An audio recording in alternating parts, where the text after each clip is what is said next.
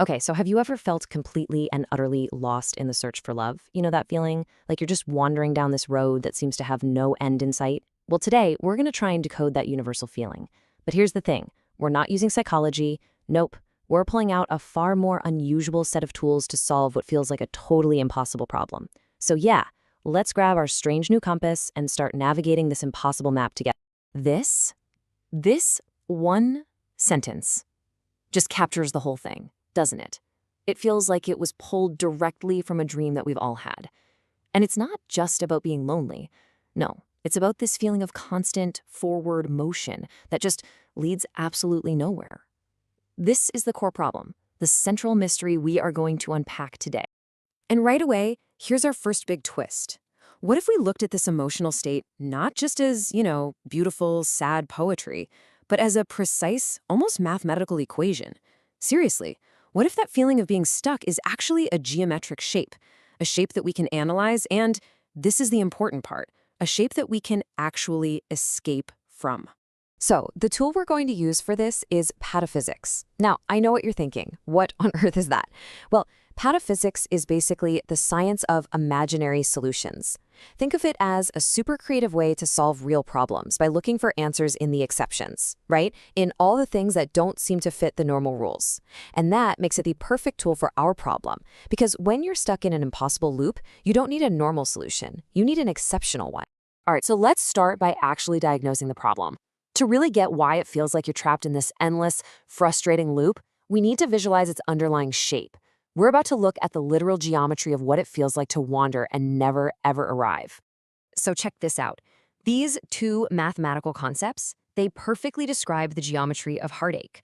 On one hand, you have the asymptote. That is that feeling of getting closer and closer and closer, but never actually making contact. You can almost touch it, but it just stays forever out of reach.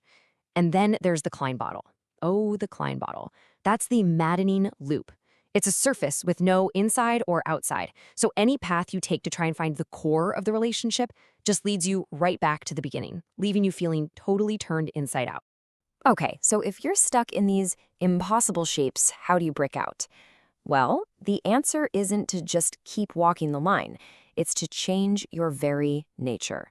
And this brings us to the next stage. The transformation from a passive kind of sorrow into an active defense, a shift that is so powerfully embodied by the image of a scorpion. Think about it like this. On the left, we have the tragic figure of Ophelia. She's completely defined by her environment, right? She just passively absorbs all the poison around her and, in the end, literally dissolves in a river of sorrow. She's a passive victim. But on the right, we have the scorpion.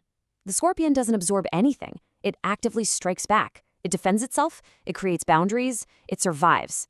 And this right here, this illustrates the first crucial transformation you have to make. And this lyric, this is the turning point. This isn't about some kind of aimless rage, no way.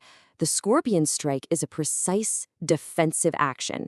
It's not like the sting of a bee, which dies in the act. A scorpion strikes to survive. This is the exact moment that aimless wandering turns into drawing a hard line in the sand. This chart breaks it all down, almost like a science experiment. You see, the madness isn't random at all. It's a totally predictable output of a toxic system. You have an input, the constant poking. You have a process, that positive feedback loop of being called crazy. You have a mechanism, social isolation. And what's the logical output of all that? A phase transition.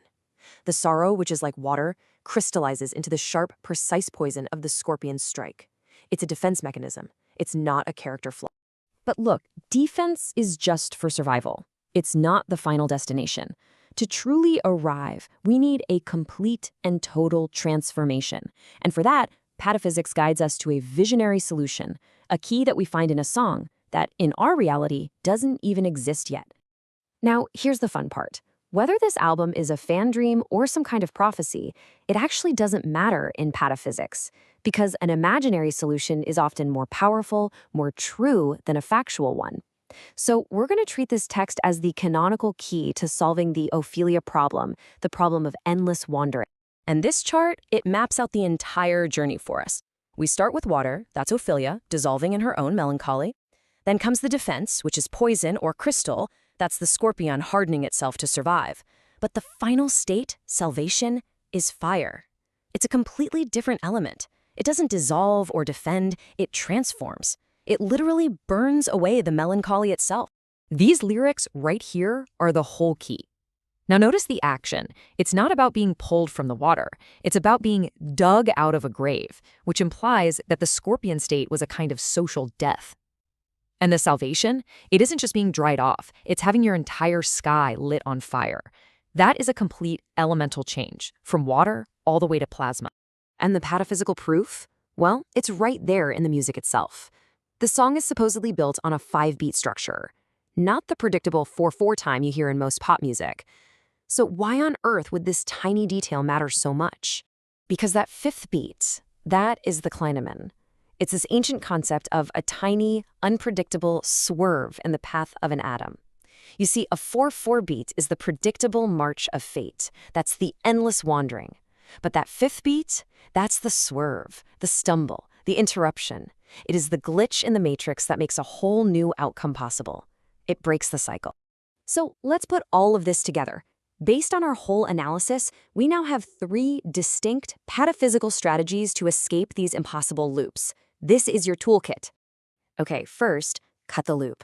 You've got to use the scorpion's sharp, pointed truth to slice right through the endless surface of that Klein bottle. Say the hard thing, the unsayable thing. That breaks the loop. Second, fill the volume. Stop trying to paint the infinite surface of longing. That is a game you can never, ever win. Instead, seek the finite, real substance of actual love. And finally, step 3, ignite your state.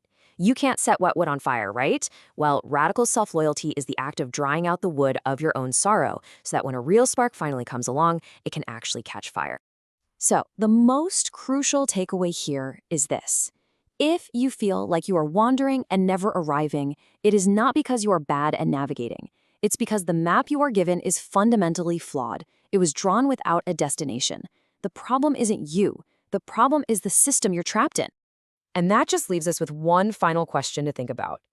Are you going to keep trying to find the end of a path that has no end? Or are you ready to stop walking and start lighting up your own sky?